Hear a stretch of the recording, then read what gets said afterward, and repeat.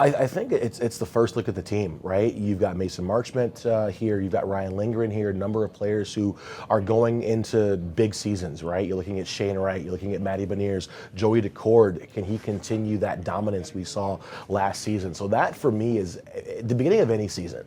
I'm always looking forward to that very first game to see the lessons of camp and how summer has paid off for these guys. And then immediately going against Vegas, Yeah. which is a powerhouse team. How do you think we're going to see what people have worked on in training camp and just with the new head coach? Yeah, those early games are tough. I mean, you've got Anaheim and Vegas at home, and then you're right on the road for 6 games out east. So you're going to get tested. This team's going to get tested early. And a lot of coaches like that. A lot of coaches don't want to ease into the schedule. I mean, if we're going to be a playoff team, we're going to be tested every single night. So coaches want to get into that rhythm. They want to get into that groove. Vegas is a team that historically the Kraken have not had a lot of success against. I look at the Edmonton Oilers as well, the reigning 2-time conference champions, right? If you want to get to the playoffs, if you want to get to that next level, those are the teams you're going to have to beat. So for me, it's the Vegases, it's the Vancouvers, it's the Edmontons, it's Dallas, right? It's all of these teams that you're going to have to go through to get to where you want to be as an organization.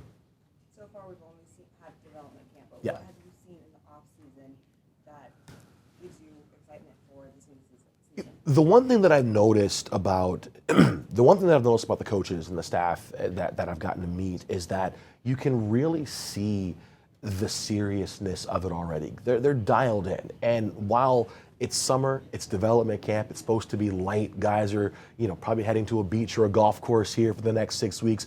You're still in that mode of hockey, and you walk around KCI every day, whether it's Jason, whether it's Ron, whether it's the hockey ops staff, whoever it may be, you have a sense of okay, it's time to get to work. The work has never stopped, I think, and I think that's going to benefit because while some other teams, other organizations, front offices, they're going to be out, they're going to be, relaxing. Not saying that we're not, but you just get a sense of a more work-like, more business-like summer than I think in years past.